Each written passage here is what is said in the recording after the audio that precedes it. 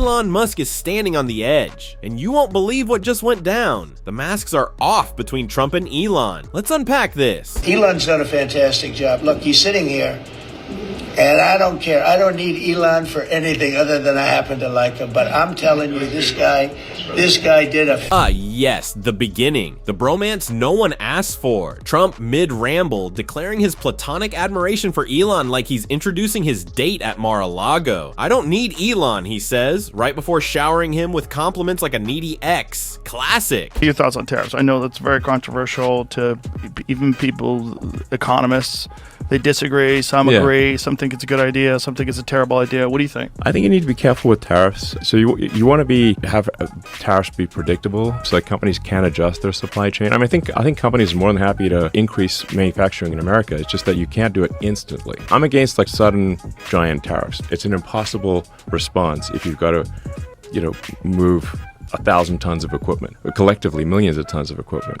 You just can't do that overnight. Now Elon's side. Imagine this. Elon Musk perched atop a moon-themed beanbag in his spaceship-shaped office, sipping a $25 kale and ego smoothie, thinking he and Trump were a duo, a meme-powered MAGA tech tag team. Then out of nowhere, bam, Trump nukes his business with tariffs like it's the season finale of Keeping Up with the Billionaires. One minute it's admiration, the next it's economic sabotage with a side of spray tan. Elon's jaw dropped harder than Dogecoin in a market crash. And folks, this wasn't just political drama, this was betrayal in 4K. It's like if Batman suddenly endorsed crime because it polled well in Iowa. Suddenly the bromance is over. The tweets, passive-aggressive. The vibes, hostile. The Cybertruck might need a visa. Get ready. This tariff tango is hotter than one of Elon's unfiltered tweets at 2 a.m. Suddenly, a bunch of 20-something-year-olds who live in their parents' basements and can't afford to repay their student loans are now experts on tariffs.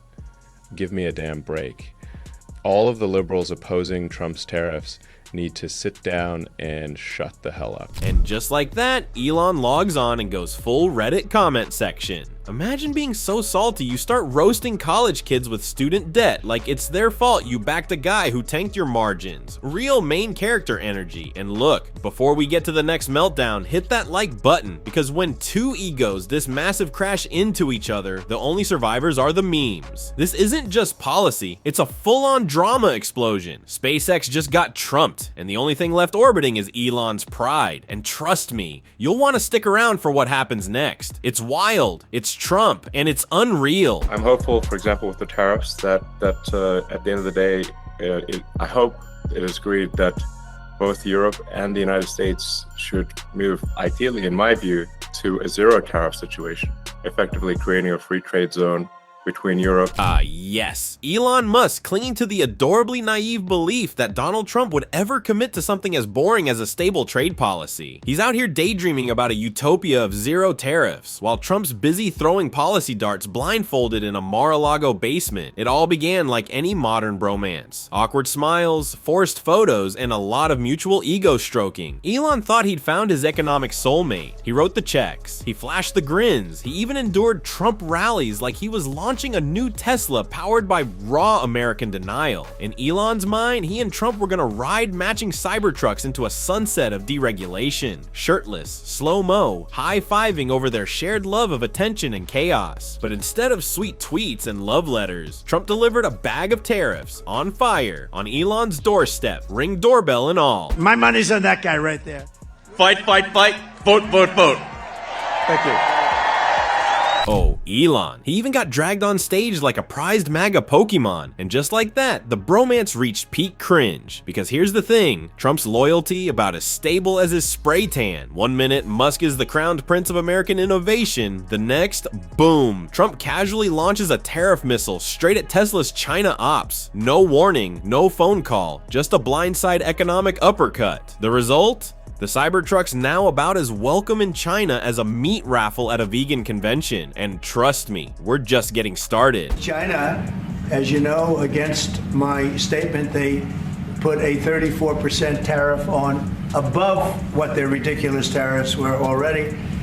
And I said, if that tariff isn't removed by tomorrow at 12 o'clock, we're putting a 50% tariff on above Rewind the tape back to Elon Musk's superhero origin phase when he thought his bank account and bad tweets made him immune to reality. Tesla stock sky high. Elon riding a wave of tech messiah energy, tweeting like Lex Luthor with Wi-Fi access and a god complex. He thought being Trump's unofficial innovation mascot came with perks, like diplomatic immunity from dumb economic decisions. But in true Trump fashion, no amount of genius or donation dollars could protect Musk from a tariff tantrum. Instead of policy, Trump started handing out trade war grenades like he was Oprah on a vengeance spree. You get a tariff, you get a tariff. And guess who took the hit right between the charging ports? Tesla. Years of Musk building Tesla into a global empire just evaporated into smoke. The company went from industrial giant to Kickstarter with extra steps overnight. And China, China was holding the extinguisher like not our problem. White House is doubling down on its commitment to tariffs despite a continued dive on Wall Street. Those tariffs now putting him at odds with his advisor. So much for campaign donations buying loyalty. Elon probably thought he had a lifetime membership in the Mar-a-Lago Mafia. Instead, he got the gold tier of Trump's loyalty rewards program.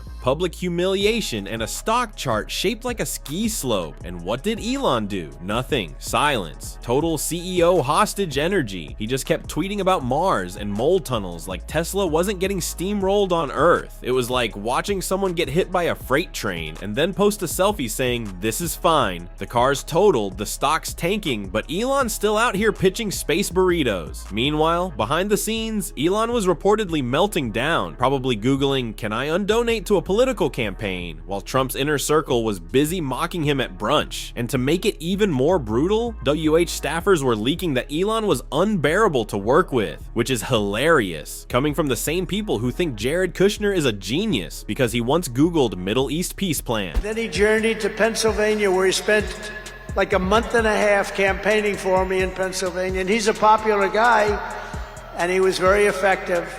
And he knows those computers better than anybody, all those computers, those vote counting computers.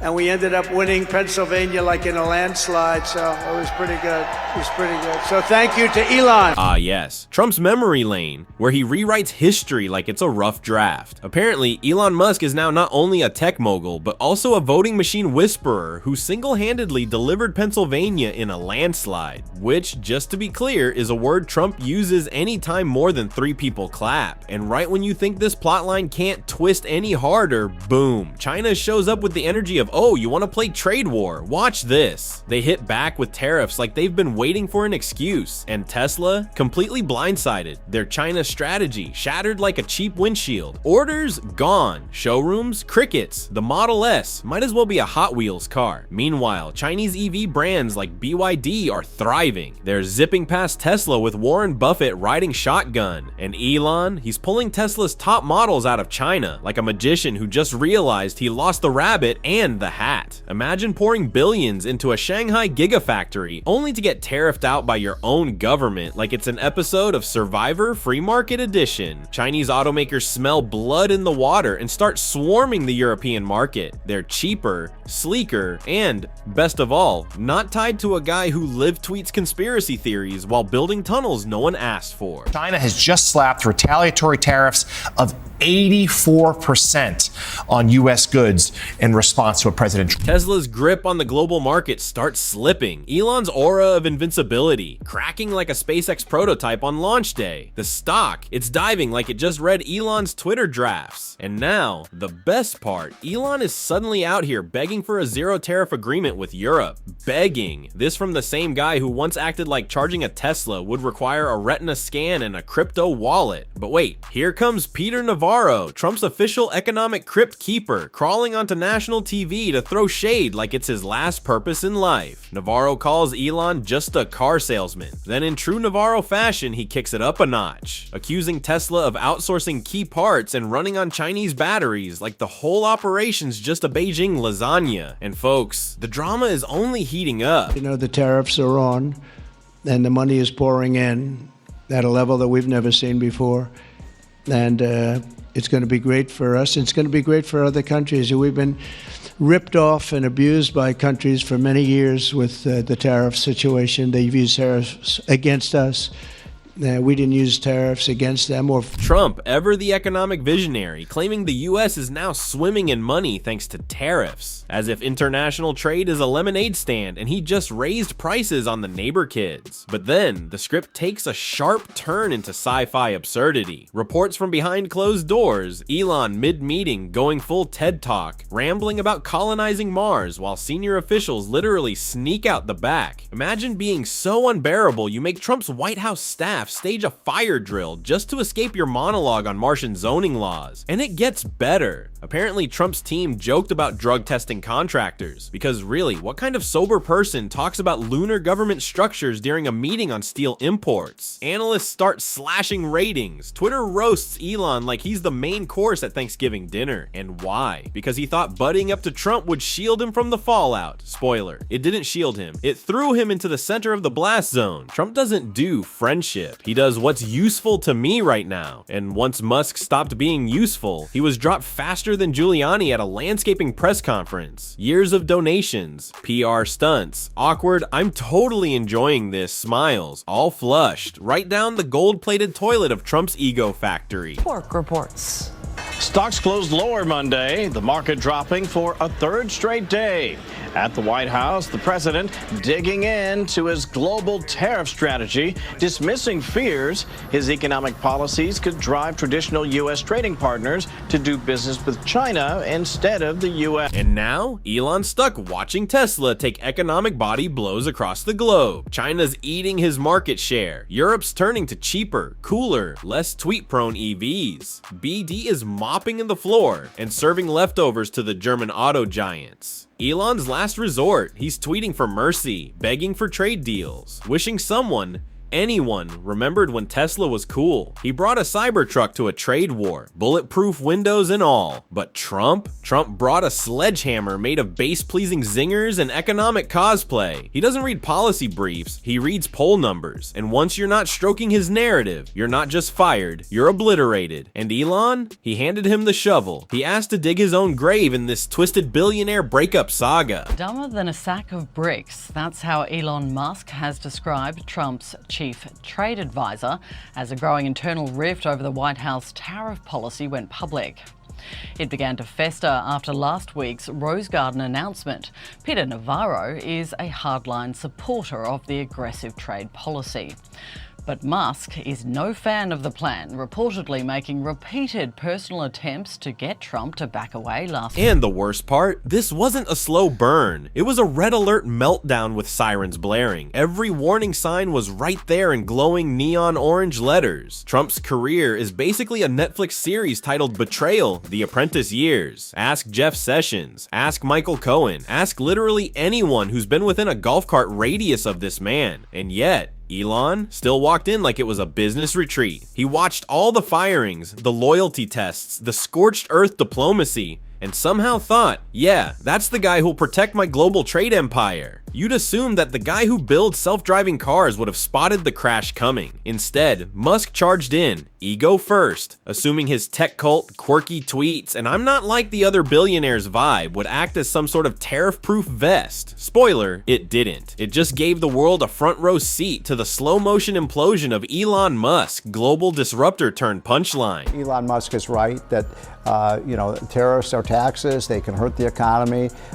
We've got to have. Musk assumed that grabbing lunch at the White House once meant he had a lifetime fast pass through economic chaos. Instead, he got VIP access to the slapdown. This wasn't just a policy shift. It was a public lesson in Trump's favorite subject, transactional relationships 101. Elon thought he was indispensable. Instead, he became Exhibit A in the Museum of Trumpian Disposable Allies. And Trump? He walks away looking like the guy who stood up to big tech, even if it meant throwing the economy into a blender on live TV. To his base, that's not a loss. That's a win. They see it as putting that tech nerd in his place. Meanwhile, Tesla stock is in free fall. Elon's public image is crashing into meme territory again. And the real kicker? He helped build the house that's now falling on top of him. He cozied up to Trumpism when it was convenient, grinned through the chaos, tweeted about freedom while his factory workers clocked in during a pandemic, criticized lockdowns, loans, collected subsidies, and played outsider while smooching the system behind the scenes. He wanted to be the rebel genius. Instead, he got played like a background character in Trump's political cosplay. He's a car assembler. In the EV case, the batteries come from Japan. And just like that, Navarro drops the final insult, basically calling Elon a glorified IKEA manual for electric cars, as if Musk's entire empire is just screwing bolts into imported batteries while muttering about Mars. And the kicker? This wasn't some rare betrayal. This was just Tuesday in Trump world, a place where alliances are disposable, loyalty is a prop, and golf socks probably get more consistency than cabinet members. Now, Elon's stuck in no man's land. He can't clap back without alienating half his fanboys. He can't stay silent without looking like a whipped billionaire with buyer's remorse. So he's doing the only thing worse than picking a side, subtweeting. Badly. It's like watching someone try to launch a comeback using a flowchart. Lots of graphics, no heat. Elon's playing 5D chess, but he's stuck explaining the rules while everyone else is flipping the board. And the other billionaires? Oh, they're watching, not to learn about trade. That's a full-blown dumpster fire. No, they're watching to learn the real lesson. Never assume that being in the room means you're on the team, because with Trump, loyalty is a trap door. 1 minute you're on stage, next minute you're free falling into a press conference where you're the headline. Okay, so let me bring you in on something. The fallout over President Trump's tariffs turmoil has gotten so bad that even people in his own administration are fighting over it. The Washington Post is reporting that over the weekend, Elon Musk made direct appeals to Trump to reverse. Musk thought he could ride the populist bull and steer it with memes. Instead, he live streamed his own downfall in Ultra HD, hashtags and all, insisting the whole time it was part of the plan. It's like losing a chess match and then declaring it was a performance art piece about defeat. But these tariffs, they weren't just a policy shift. They were a slap heard round the stock market, a reality check, a reminder that even the richest man on earth still plays by rules written by the loudest man in a red hat. And Elon, he's spinning it, trying to pretend this PR catastrophe is a visionary strategy, getting boxed out of China, mocked by your own allies, reduced to economic wallpaper in your own industry? No problem. It's just a strategic pivot. Sure, Elon, and the Hindenburg was just a bold new way to exit a blimp. We are just getting started. You wanted a crash course in how fast power can turn on you? Congratulations, Elon. You got the full masterclass, complete with tariffs, tweets, and Trump, the holy trinity of American chaos economics. And Musk, ever the dreamer, is probably already drawing blueprints for a tunnel under this mess. So here we are. A bromance that promised power plays and ended with public faceplants. A genius who thought he could finesse politics and got played by a guy who once pitched nuking hurricanes on live TV. And somewhere in a Shanghai boardroom, BYD execs are popping champagne and mailing thank you cards to Trump's tariff team, because sometimes the only thing it takes to bring down a titan is a little trade policy and a whole lot of ego. Here's where the next drama begins, and trust me, it gets even messier. Click on it.